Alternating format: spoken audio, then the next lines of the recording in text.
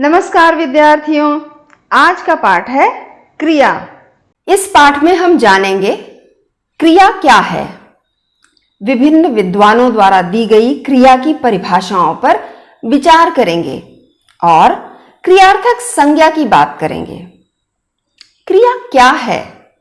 सुबह हुई, सूरज निकला, मुर्गा बोला, फूल खिले। यह होना, निकलना, बोलना, खिलना क्या है? यही क्रिया है, क्योंकि यही वे शब्द हैं जो वाक्य में प्रयुक्त संज्ञाओं के विषय में विधान कर रहे हैं। यह विधान करना क्या है? तो इसे जानने के लिए आइए आज का पाठ आरंभ करें। तो आइए देखते हैं विभिन्न विद्वानों द्वारा दी गई क्रिया की परिभाषाओं को। सबसे पहले देखते हैं कामता प्रसाद गुरु द्वारा दी गई क्रिया की परिभाषा। कामता प्रसाद गुरु कहते हैं, जिस विकारी शब्द के प्रयोग से हम किसी वस्तु के विषय में कुछ विधान करते हैं उसे क्रिया कहते हैं। जैसे हिरण भागा। हरदेव बाहरी कहते हैं, क्रिया वह विकारी शब्द है जिससे किसी काम का करना या होना समझा जाए। और वासुदेव नंदन प्रसाद कहते हैं, जिस शब्द से किसी काम का करना या होना समझा जाए उसे क्रिया कहते हैं। जैसे पढ़ना, कहना, पीना, जाना इत्यादि। अब विद्यार्थियों देखिए,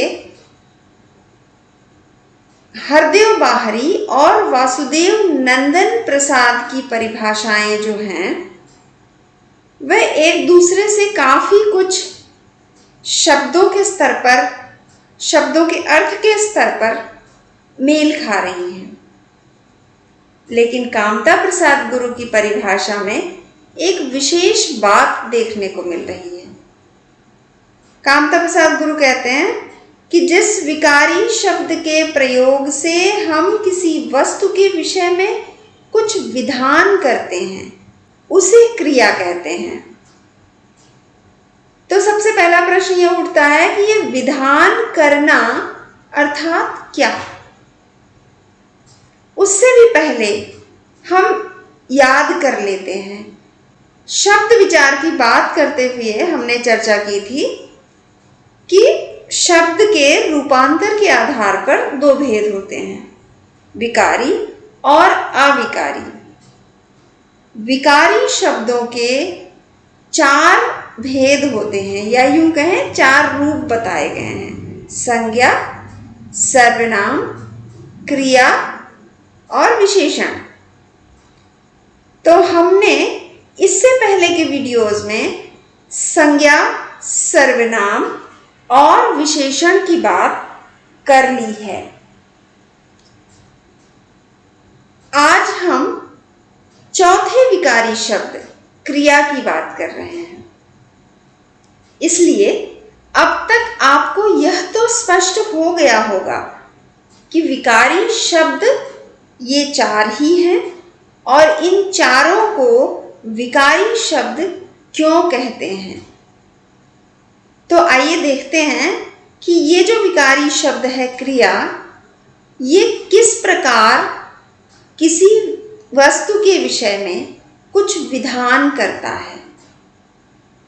तो विधान करने का अर्थ होता है स्टेटमेंट देना, अंग्रेजी में अगर कहें हम तो किसी के विषय में वह कहना जो वह कर रहा है या करने वाला है या करेगा। अर्थात कामता प्रसाद गुरु भी विधान करने के माध्यम से कह वही बात रहे हैं जो हरदेव बाहरी और वासुदेव नंदन प्रसाद सीधे सीधे कह रहे हैं कि क्रिया वह विकारी शब्द है जिससे किसी काम का करना या होना समझा जाए। जैसे कामता प्रसाद गुरु उदाहरण देते हैं, हिरण भागा। तो हिरण क्या काम कर रहा है? भागने का काम कर रहा है। लेकिन मैं जब यह कह रही हूं कि हिरण भागा, तो मैं यह विधान कर रही हूं भागा शब्द के माध्यम से, या फिर वाक्य के स्तर पर भागा शब्द हिरण के विषय में यह विधान कर रहा है कि हिरण भागा। मुझे लगता है तीनों परिभाषाओं के माध्यम से क्रिया के बारे में कुछ जानकारी, जो आरंभिक जानकारी चाहिए होती है, वो मिल गई। आइए एक और उदाहरण लेते हैं और देखते हैं कि विधान करना किस प्रकार हो रहा है। अगला उदाहरण है, राजा नगर में आए। अब मान लीजिए कोई कह रहा है राजा नगर में आए, तो यहां पर भले ही आने की क्रिया या आने का काम राजा कर रहे हैं, लेकिन उनकी इस क्रिया के विषय में विधान कौन कर रहा है? यह विकारी शब्द। राजा ने क्या किया? राजा आए, नगर में आए, तो उनका आना या वे आए, यह विधान स्पष्ट हो रहा है, यह बात स्पष्ट हो रही है आए शब्द के माध्यम से। अब जरा सोचिए, कोई एक ऐसा वाक्य बोलता है जिसमें वह क्रिया का इस्तेमाल नहीं करता है, तब क्या अर्थ सुनिश्चित कर पाएंगे आप कि वह कहना क्या चाहता है? चलिए हम इसे एक उदाहरण के द्वारा समझते हैं, इसी उदाहरण के द्वारा समझते हैं जो अभी अभी मैंने कहा। वाक्य है राजा नगर में आए। अब हम कहते हैं कि चलो इसमें से क्रिया निकाल देते हैं, राजा नगर में। तो तुरंत प्रश्न उठेगा, क्या राजा नगर में मतलब क्या? तो इस वाक्य को पूर्ण कर रहा है आए। जब हम कहते हैं राजा नगर में आए, तब कोई प्रश्न नहीं उठता है, यह सूचना स्पष्ट रूप से जहां पहुंचाई जा रही है वहां पहुंच रही है। तो इस प्रकार क्रिया जो है वो किसी वस्तु के विषय में विधान करता है। क्रिया समझने के लिए बहुत आवश्यक है धातु के बारे में जानना। ये धातु क्या होती है? तो देखिए, जिस मूल शब्द में विकार होने से क्रिया बनती है उसे धातु कहते हैं। अर्थात जिस मूल शब्द में परिवर्तन होने से, और वो परिवर्तन कैसे होगा? कोई प्रत्यय जुड़ जाएगा उसके साथ तो परिवर्तन हो जाएगा। तो मूल शब्द में जब परिवर्तन होता है, विकार होता है, तो उससे क्रिया बनती है और उसे ही, उस मूल शब्द को ही धातु कहते हैं। जैसे भाग, आ, जा, हो इत्यादि।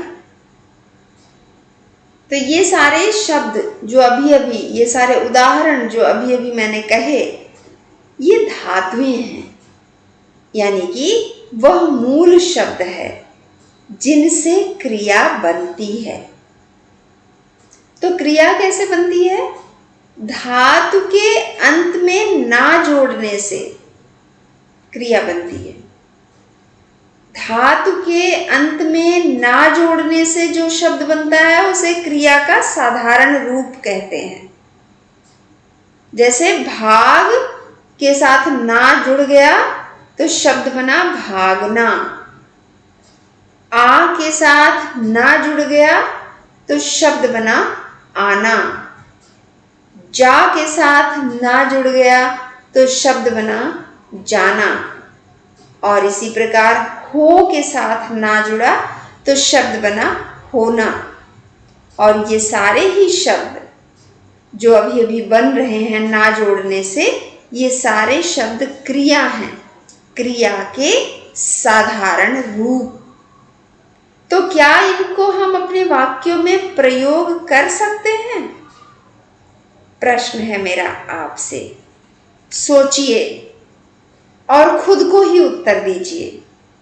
मैं यहां सिर्फ इतना बताऊंगी कि ये जो क्रिया के साधारण रूप हैं, इनका भी प्रयोग होता है, लेकिन जब इन रूपों का प्रयोग वाक्यों में होता है तब ये विधान नहीं कर रहे होते हैं, बल्कि संज्ञा के रूप में इनका प्रयोग उस समय हो रहा होता है।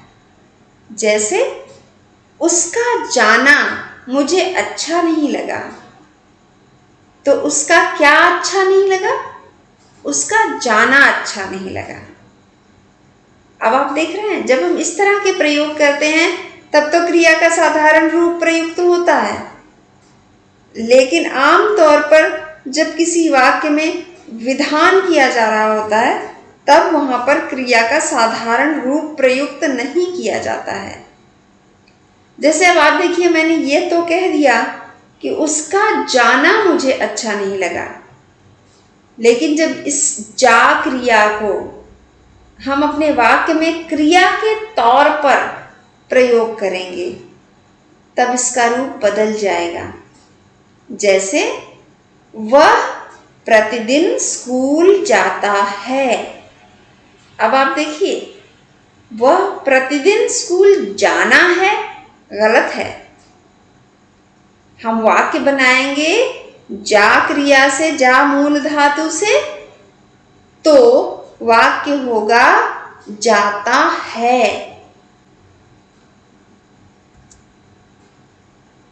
आइए समझते हैं क्रियार्थक संज्ञा क्या होती है। अभी थोड़ी देर पहले मैं जिसकी तरफ संकेत कर रही थी कि हम प्रयोग के आधार पर कई बार क्रियाओं को संज्ञा के रूप में देखते हैं, तो वह जो संज्ञा के रूप में क्रियाएं प्रयुक्त होती हैं वे क्रियार्थक संज्ञा कही जाती हैं।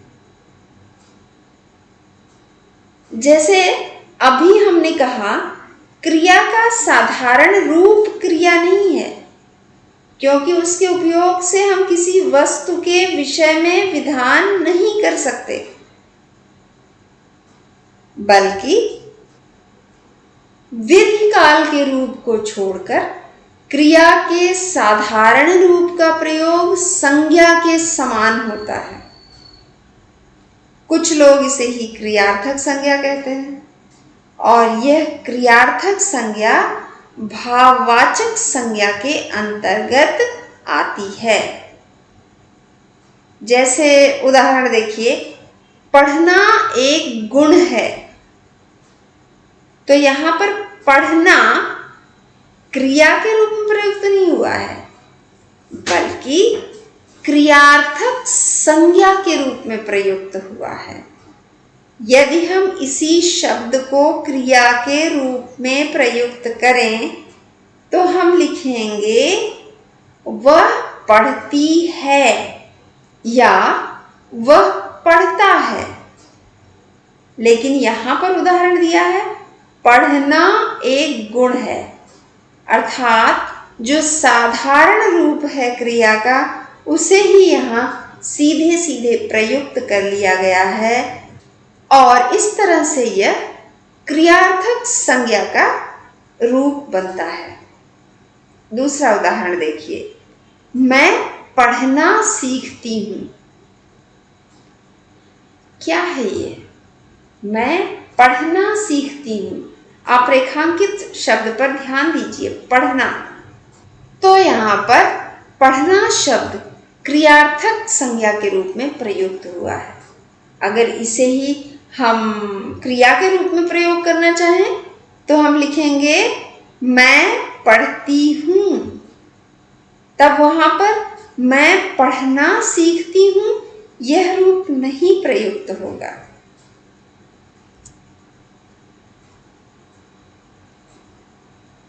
और कुछ धातुओं का प्रयोग भी भाववाचक संज्ञा के समान होता है।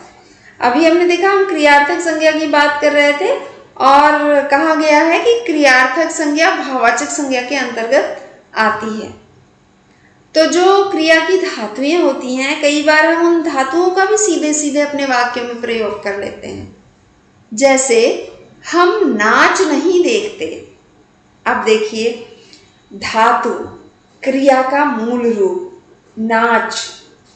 अभी पिछली ही स्लाइड में हमने देखा कि क्रिया के मूल रूप में यानी कि धातु में ना जोड़ने से क्रिया बनती है, और जो क्रिया का साधारण रूप होता है वह सामान्य रूप से वाक्य में क्रिया के अर्थ में प्रयुक्त नहीं होता है, वह क्रियार्थक संज्ञा के रूप में प्रयुक्त होता है। और धातुएं भी क्रियार्थक संज्ञा के रूप में प्रयुक्त होती हैं, जिसे भाववाचक संज्ञा के अंतर्गत लिया जाता है। दूसरा उदाहरण देखिए, आज घोड़ों की दौड़ हुई। क्या हुआ? दौड़ हुई। अब यहां पर दौड़ शब्द भी भाववाचक संज्ञा के रूप में प्रयुक्त हुआ है। अगला उदाहरण देखिए, तुम्हारी जांच ठीक नहीं निकली। तो यहाँ पे जांचना या जांच करना या वह जांचता है, अगर इस तरह से वाक्य लिखा जाए तब तो वह क्रिया का उदाहरण है। लेकिन अगर मूल धातु का प्रयोग इस प्रकार किया जाए जैसे आपके सामने स्क्रीन पर इस वाक्य में किया गया है, तब वह क्रिया नहीं बल्कि भाववाचक संज्ञा के अंतर्गत आएगा। अगला उदाहरण देखिए, एक मुहावरे में किस प्रकार क्रिया का प्रयोग भाववाचक संज्ञा के रूप में किया गया है। ताक में रहना। अब यहाँ पर ताक, ताकना, झांकना, तो ताकना से ताक बना है, या यूं कहें कि ताक से ताकना बनता है। तो ताकना जो होगा वो क्रिया का मूल रूप होगा, लेकिन यहां पर सीधे धातु का प्रयोग करके लिखा गया है ताक में रहना। तो इस प्रकार कुछ धातुओं का प्रयोग भाववाचक संज्ञा के समान होता है। अब प्रश्न यह उठता है कि किसी वस्तु के विषय में विधान करने वाले शब्दों को क्या कहते हैं और क्यों वह कहते हैं जो उसे कहा जा रहा है। तो देखिए, किसी वस्तु के विषय में विधान करने वाले शब्दों को क्रिया इसलिए कहते हैं क्योंकि अधिकांश धातु जिनसे ये शब्द बनते हैं क्रियावाचक हैं। जैसे पढ़, लिख, उठ, बैठ, चल, फेंक, काट इत्यादि। कुछ धातुएं स्थिति दर्शक होती हैं, जैसे सो, गिर, पढ़, हो इत्यादि। और कुछ धातुएं विकार दर्शक होती हैं, जैसे बन, दिख, निकल इत्यादि। क्रिया के लक्षण कौन कौन से हैं?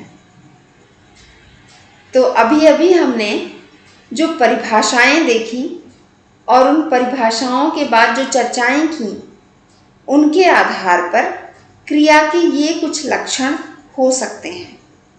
जैसे सबसे पहले तो क्रिया काम को कहते हैं, और दूसरी बात है कि क्रिया से करने या होने का अर्थ किसी काल, पुरुष और वचन के साथ पाया जाता है। अर्थात क्रिया कैसे होती है या उसमें जो परिवर्तन आते हैं वह किस आधार पर आते हैं, तो काल, पुरुष और वचन के आधार पर क्रिया के करने या होने का अर्थ निश्चित होता है। जैसे कुछ क्रियाएं अकेली विधान नहीं कर सकती। उदाहरण है राजा दयालु है। तो यहां पर है क्रिया है, पर राजा क्या है? दयालु है। तो है के साथ दयालु का होना आवश्यक है, तभी यह स्पष्ट होगा कि क्या विधान किया जा रहा है। इसी प्रकार पक्षी घोंसले बनाते हैं, तो यहाँ मुख्य क्रिया तो है, लेकिन उसका अर्थ तभी स्पष्ट होगा जब हम उसके साथ लगे या प्रयुक्त हुए शब्दों को देखेंगे। तो विद्यार्थियों, आज इस पाठ में हमने आपको क्रिया का परिचय दिया, परिभाषाओं पर बात की, क्रिया के लक्षण कौन कौन से हैं इस पर हमने बात की। अब क्रिया के भेद अगले वीडियो में सीखेंगे। विद्यार्थियों, यह वीडियो बनाने के लिए मैंने जिन पुस्तकों से संदर्भ लिया है अथवा आधार के रूप में उनका उपयोग किया है, उनके नाम हैं हिंदी व्याकरण कामता प्रसाद गुरु, आधुनिक हिंदी व्याकरण और रचना वासुदेव नंदन प्रसाद, व्यावहारिक हिंदी व्याकरण और रचना हरदेव बाहरी। मुझे विश्वास है कि क्रिया समझने में आज का पाठ आपको अवश्य सहायक होगा। आप इसे स्वयं भी देखें और अपने मित्रों के साथ भी साझा करें। और हाँ, चैनल सब्सक्राइब करके बेल आइकन दबाना ना भूलें, ताकि आगे आने वाले वीडियोस का नोटिफिकेशन आपको मिलता रहे। आप हमारे फेसबुक पेज से भी अवश्य जुड़ें, लिंक डिस्क्रिप्शन में दी गई है। आपके सवाल और टिप्पणियां ये सुनिश्चित करेंगे कि आप हिंदी व्याकरण बड़े ध्यान से सीख रहे हैं। तो विद्यार्थियों, आगे का पाठ अगले सप्ताह। तब तक के लिए धन्यवाद।